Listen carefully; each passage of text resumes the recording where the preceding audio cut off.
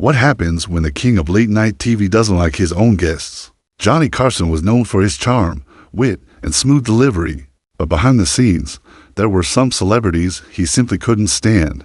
From awkward interviews to tense moments that never made it off set, Carson had his limits, and some stars pushed them way too far. You might think you know who rubbed him the wrong way, but wait until you see who lands at number one. Let's dive into the list of guests Johnny Carson wished had never sat on his couch. Let's kick things off with the queen of Las Vegas herself, Lola Falana. Back in the day, this woman was absolutely everywhere, singing, dancing, and lighting up stages across America. She was a powerhouse performer who earned her crown through sheer talent and charisma. When Falana showed up on The Tonight Show, she was there to talk about her incredible Vegas residency. Sounds like a perfect setup, right? Not quite. The conversation took an unexpected turn when Falana started speaking openly about racial issues and the discrimination she'd witnessed in the entertainment industry. Now, Carson wasn't exactly known for diving into heavy social commentary, and this caught him completely off guard. But wait, there's more drama. Falana's big gig was happening at the Aladdin Hotel. Yes, that Aladdin. The same one that became a major sore spot between Carson and Wayne Newton. Without even trying, Falana got caught in the crossfire of Carson's beef with Newton. Talk about wrong place, wrong time. After that appearance, Falana's invitations to The Tonight Show mysteriously dried up. She kept crushing it in Vegas for years, but Johnny's couch? That door was closed. Sometimes speaking your truth comes with a price, even when you're just being honest about your experiences. Saturday Night Live launched Dana Carvey into comedy stardom, and at first everything seemed perfect between him and Carson. He got those coveted Tonight Show spots, and Johnny seemed genuinely entertained by the young comedian's talents. But then Carvey made a critical error. He turned his impression skills directly on the king of late night himself. First came the SNL sketch called Carcinio, a brutal parody where Carvey portrayed Johnny as a desperate old-timer, trying to copy Arsenio Hall's younger, hipper style. The sketch basically painted Carson as outdated and scrambling to stay relevant. Ouch. But here's where it gets wild. Carvey actually had the guts to do a version of this impression, right to Carson's face on The Tonight Show. Imagine mocking your host while sitting in his studio. On his show, to his face. The confidence, or maybe the complete lack of reading the room, was stunning. Carson did not find it funny at all. The invitation stopped coming. When Wayne's World became a massive hit and Carvey could have used The Tonight Show to promote it, Carson made sure that didn't happen. For the final year of his legendary run, Johnny kept Carvey at arm's length, proving that you don't mock the king in his own castle. You probably thought, wait, Ed McMahon, his own sidekick? The guy who laughed at his jokes for 30 years? Yeah, this one's surprising. But the truth is more complicated than what viewers saw on screen. On camera, Johnny and Ed were magic together. Ed's big personality and booming laugh perfectly balanced Johnny's dry wit and timing. They looked like best friends, having the time of their lives every single night. But once those cameras shut off, things were very different. The problem was simple. They were complete opposites. Ed was the life of the party, loud, social, always ready to hang out with anyone and everyone. Johnny, on the other hand, was intensely private, almost reclusive. He didn't do the Hollywood party scene, and he definitely didn't want to grab drinks after work. Multiple people who worked on the show confirmed that Johnny and Ed rarely spent time together outside the studio.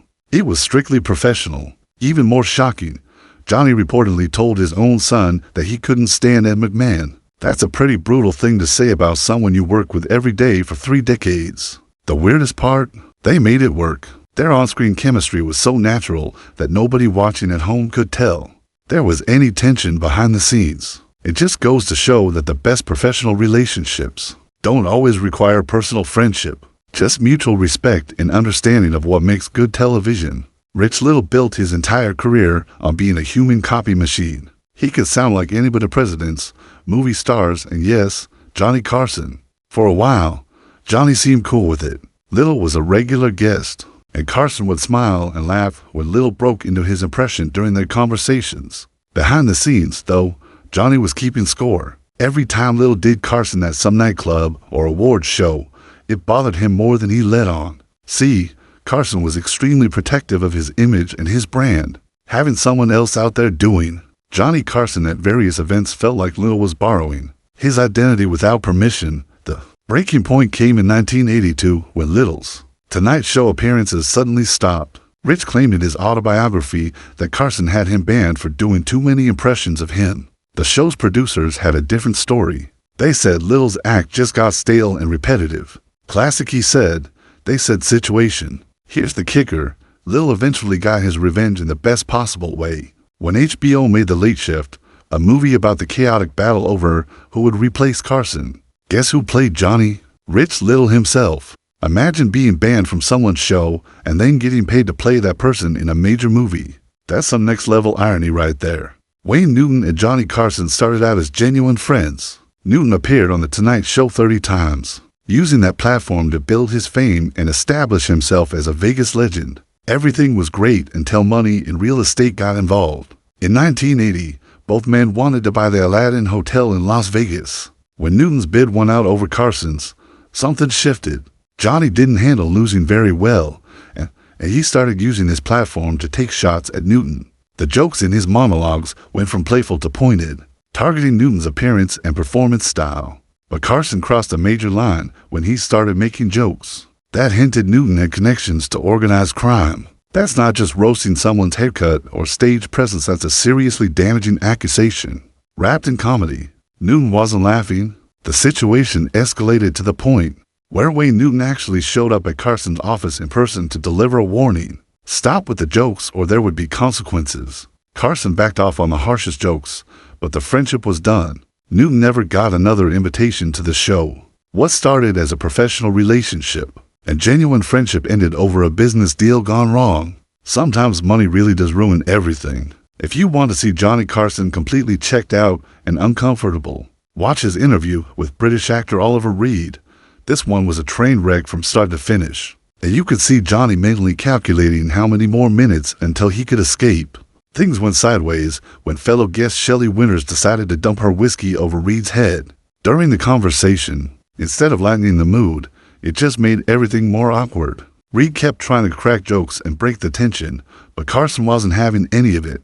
Throughout the entire segment, Johnny looked absolutely bored. Usually, he'd engage with guests, laugh at their stories, play along with their energy. With Reed, nothing. Just dead eyes and counting the seconds. When Reed would make a point about something, Carson would disagree and offer his own take, not in a playful debate way, but in the audience doesn't care what you think kind of way. There was this moment where you could see Johnny fighting back a smile, and not in a good way.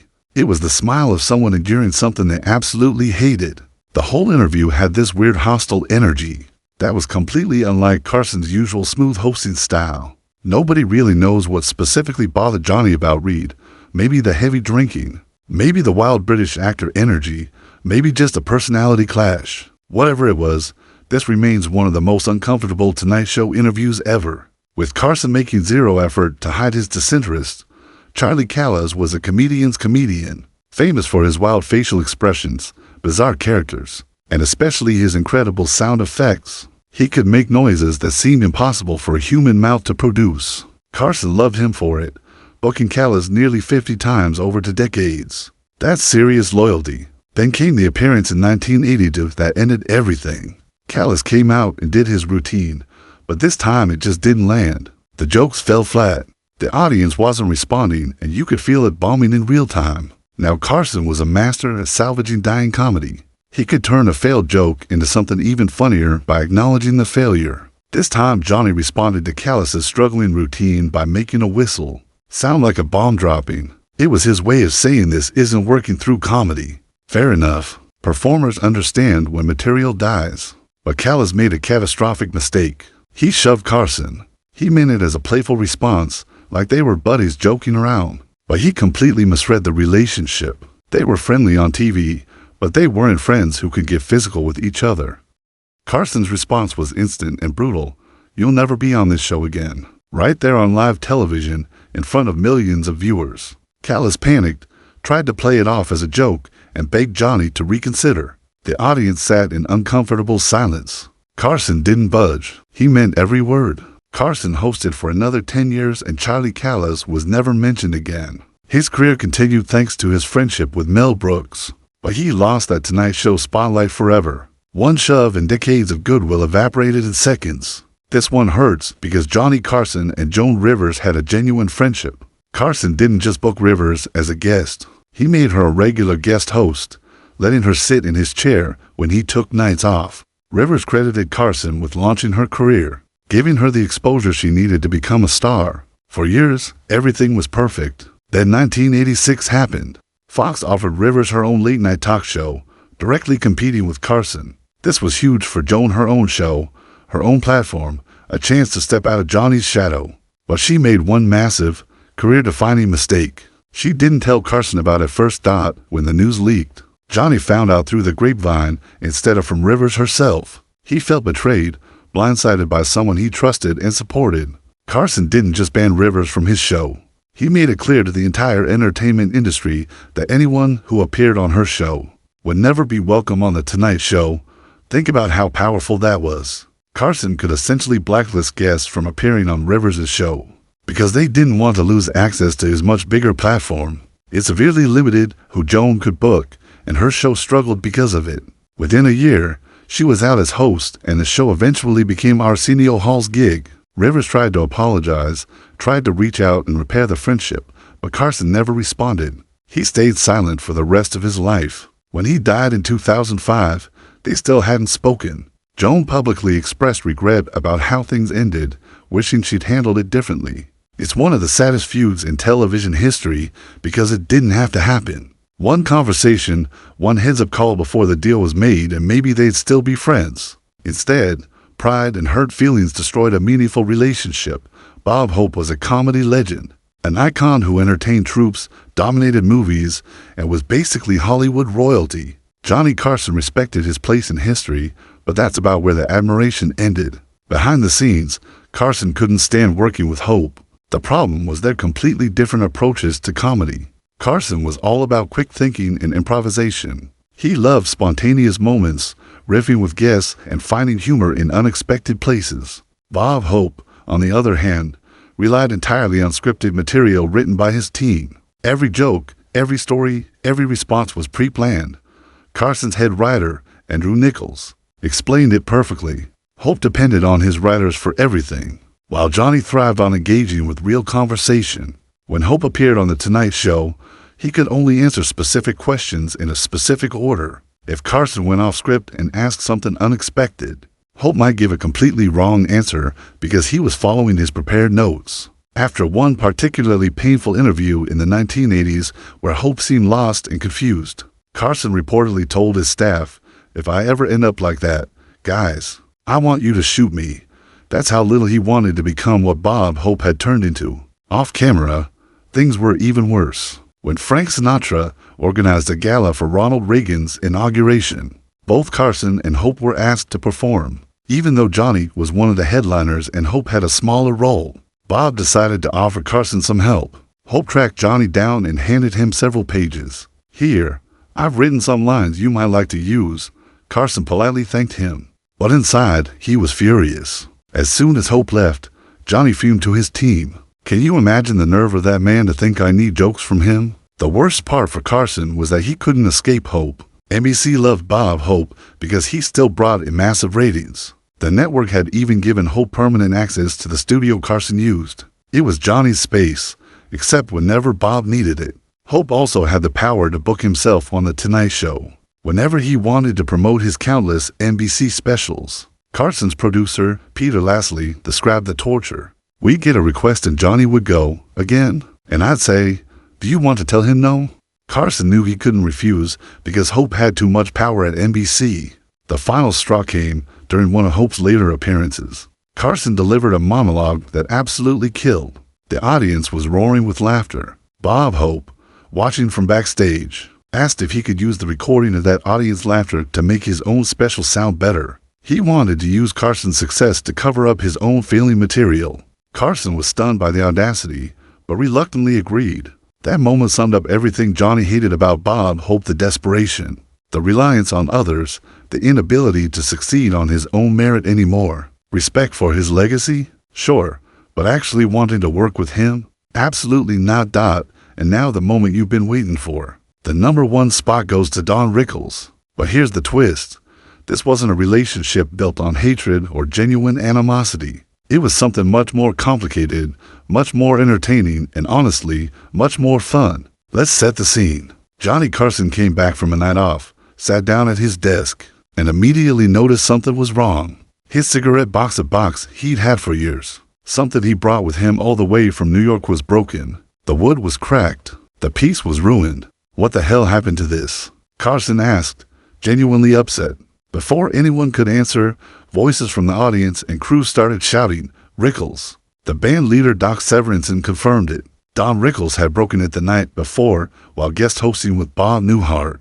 He'd been goofing around, banging on the desk during some bit, and accidentally destroyed Johnny's prized possession. Carson was not happy. "That's an heirloom," he declared. Then someone mentioned that Rickles was filming his sitcom CPO Sharky right across the hall. At that very moment, you could see the wheels turning in Carson's head. "Can I get over there?" he asked production. When they said yes, Carson grabbed his broken box and a microphone and abandoned his studio audience. A camera followed as he marched through the hallways toward the double doors, with flashing red lights, the universal sign that filming was in progress. "Are they taping?" Carson asked. Then, not waiting for an answer, "I don't care if they're on the air." He burst through those doors like a man on a mission. "Stop the taping. Someone broke my cigarette box." Rickles absolutely lost it. He doubled over laughing, nervous sweat visible on his forehead as Carson stood there holding up the evidence. "They told me you broke it on the show last night." "Well," Rickles could barely form words, stammering through his laughter. "You big dummy," Carson shouted.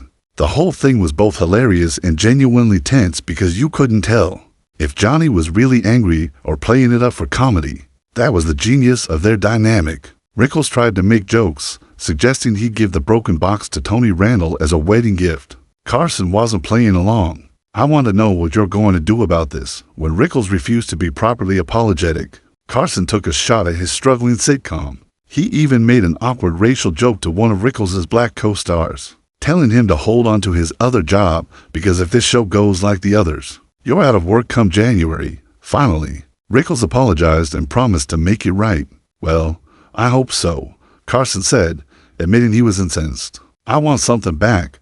But the story doesn't end there. 2 years later, Rickles found himself guest hosting The Tonight Show again, this time with Carol O'Connor. In typical Rickles fashion, he got carried away during a bit and started banging on Carson's desk. Suddenly, he realized with horror that he was about to break the box again, either repaired or replaced. Since the first incident, Rickles stopped cold. He picked up the box like it was a religious artifact and started chanting some protective prayer over it. "When Carson dies," he told O'Connor with complete seriousness, "I'm going to put him in this." That's the perfect summary of the Carson-Rickles relationship. They drove each other crazy. Rickles constantly pushed boundaries and Carson would pretend to be furious, while secretly loving every second of it.